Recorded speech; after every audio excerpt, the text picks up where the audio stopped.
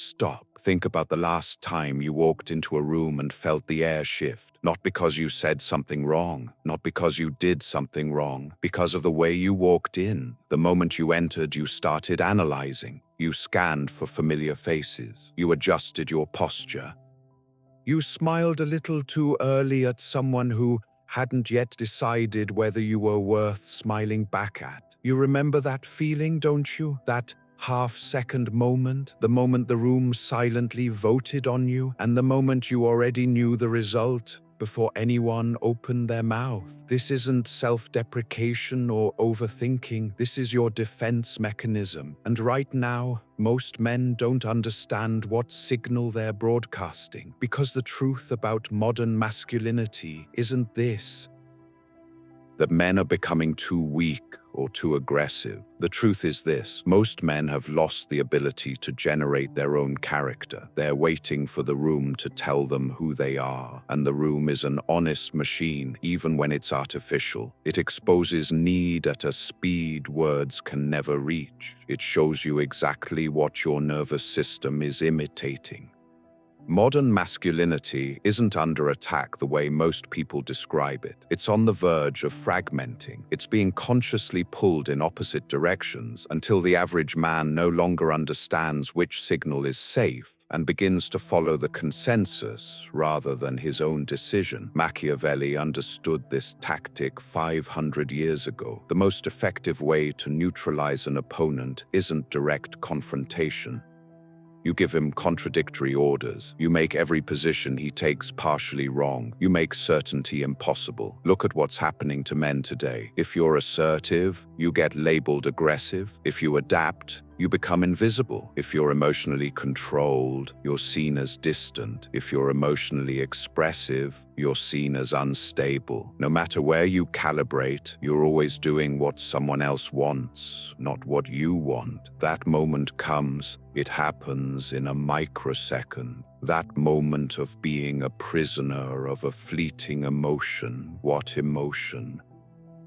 Hesitation. First micro-hesitation, then chronic self-monitoring, then the slow erosion of instinct. Now remember how many rooms you held back a sentence you should have said. You know that feeling. The moment passes, the conversation moves on without you, and you leave the room with a low-level anger toward yourself that you can't quite name. That anger is your starting point. It's what your nervous system is telling you. You're living inside a double bind. And most men are trapped inside it without being able to see it, and even if they see it, unable to understand it. You cannot resist something you cannot see and cannot understand. Nietzsche had warned about this long before modern debates emerged. He described what happens when a culture makes comfort its highest value. The will doesn't disappear overnight. It dulls slowly, quietly, comfortably, without ceremony. Comfort starts to look like virtue. Risk starts to feel like irresponsibility. Setting your own boundaries starts to seem socially expensive. And generation after generation, the average man's core inner drives are blunted under the name of modern masculinity. Less familiarity with conflict, less presence in environments that require decisive action under real pressure, and comfort slowly becomes the default setting. And the result is a generation of men who, like today, are not weak in intention but untrained in tension. Think about the last time you were genuinely uncomfortable and chose to stay in it instead of escaping. Not physical discomfort, social, emotional, relational discomfort. The conversation that needed to be had, the boundary that needed to be drawn. The decision that needed to be made without compromise. How long did you wait before looking for an exit? Tension tolerance is the hidden currency of masculine presence, not aggression, not volume, not display. The capacity to remain internally organized while the surrounding environment is in disorder. This is what is quietly diminishing, not masculinity, pressure tolerance. The modern world marketed this as something bad and unnecessary, and slowly blunted the masculine instincts you inherited from your ancestors.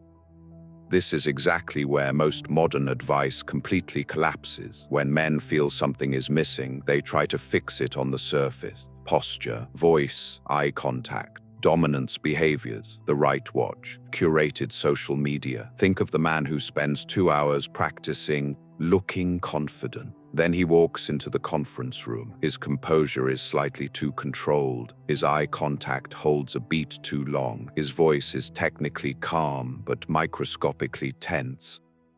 You cannot imitate genuine inner balance through performance. The room doesn't consciously understand what's wrong, but biologically it knows, because the nervous system cannot be imitated at the level of micro-expression, vocal tension, and spatial behavior. You can imitate calmness. You cannot imitate genuine inner balance. Performed masculinity always leaks. It leaks in speed. It leaks in jokes. It leaks in the need to be liked. Beneath the performance, the nervous system is still asking the room for permission, still asking whether it's safe to take up space, and the room responds accordingly, not with words, with the attention it gives or withholds.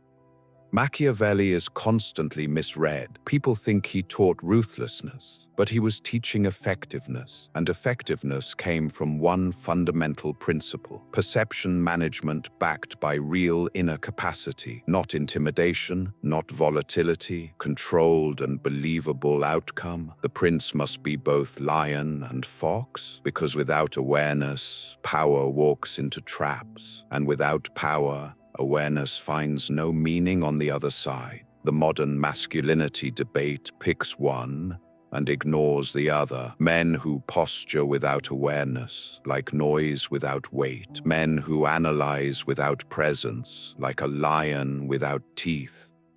Both are easily managed by someone who understands the full architecture. But Machiavelli leaves one dimension to Nietzsche, because before a man can manage external perception, he must resolve something internal. Nietzsche's lion wasn't about dominating others. It was about breaking the internal chains of obedience. The moment a man stops shaping his behavior around approval, around security, around the invisible gravitational pull of the herd. Most men never reach this stage because they're alone, because the warm feedback of constant social approval fools them, seduces them, and they flee from what they're already imitating against their will, because it requires confronting the question most people avoid their entire lives. If no one approved of you, who would you be? Until this question is faced directly, every version of masculinity is partially imitation, polished but dependent.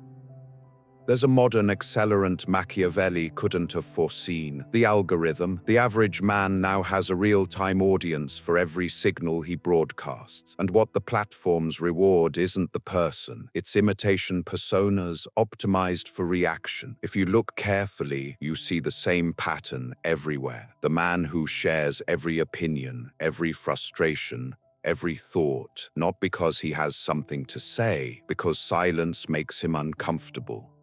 In silence, he fears judgment he cannot control, so he fills, he imitates, he produces reactions to feel important. This is internal validation scarcity, translated into digital behavior, a scarcity mindset producing noise instead of signal. The man who shares rarely and with a sense of purpose rather than satisfaction is entirely different, unbothered by being unreachable, unbothered by being unreadable, unbothered by not responding, something the algorithm cannot produce. Genuine indifference. And that indifference is magnetic because it's the direct signal of inner capacity. Machiavelli says the prince must carefully control what he reveals, because what is hidden is more powerful than what is shown. Your digital presence is now part of your psychological architecture. Learn to manage it. The real crisis of modern masculinity is not aggression. It is not softness. It is that most men no longer trust their own inner capacity. They have become externally referenced constantly. They're reading the room, they're reading the culture, they're reading the algorithm, they're reading the comments, they're trying to find the safe zone, and in doing so, they're losing what has defined masculine presence throughout history: the ability to generate their own character, the ability to walk into an environment and not immediately alter their core signal to match that environment, not stubbornness, not social blindness, possessing inner balance, a balance that doesn't rise and fall with instant feedback. Think of two men walking into the same negotiation. The first reads the room immediately, adjusts his position before he's even spoken, smiles too early, fills the silence with words, and loses before the conversation begins. The second enters with the quality of someone who already knows what he wants. He's comfortable with whatever the outcome may be. He lets the silence work. The room doesn't respond to words. It responds to nervous system. And one of those nervous systems is bargaining for safety. The other already has it. If balanced masculine presence is to be reclaimed, it won't happen through louder advice or more performance signals. It will happen through the rebuilding of three capacities. First, pressure tolerance. This is a physical thing, and it develops not by reading, but by training. Situations that require staying organized in environments where the outcome is uncertain. Composure. Every fight you chose not to flee from is friction. Every word you held instead of filling is friction. The nervous system only learns what it is repeatedly exposed to. Second, perceptual intelligence, Machiavelli's fox, the ability to read a dynamic without immediately reacting, to understand what a room is doing, and then decide what you will do. Most men react, few observe first. Third, selective force, Nietzsche's lion, not constant aggression, not suppressed passivity either. Believable capacity to make a boundary real when required. Words that produce no consequence teach the room to ignore you. Consequence without principle makes you unpredictable and destabilizing. The combination of these two, measured, believable, and selective, produces the specific gravity rooms respond to. Today, most men have lost at least one of these three. Many have lost all three, and they're trying to compensate for the deficiency with performance. But the room always sees in the end. Modern masculinity is not broken. It has lost its direction. It is being pulled between performance and suppression, between noise and numbness, between what the algorithm rewards and what the nervous system genuinely needs. But the architecture hasn't changed. Machiavelli mapped the external game. Nietzsche mapped the internal fracture. Today, most men are suspended between these two, performing signals they don't internally possess, and doing it on platforms that reward performance over substance. It's not too late to rebuild, but it requires something the algorithm actively discourages.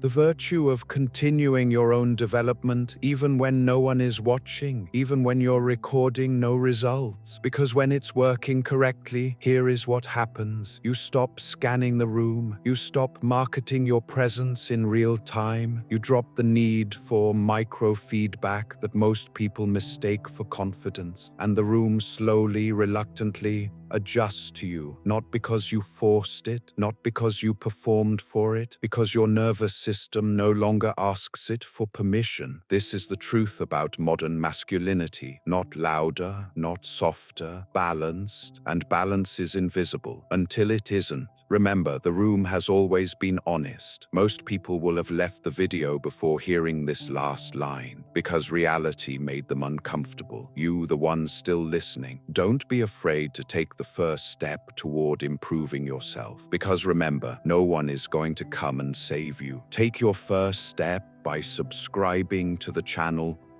Mindferal.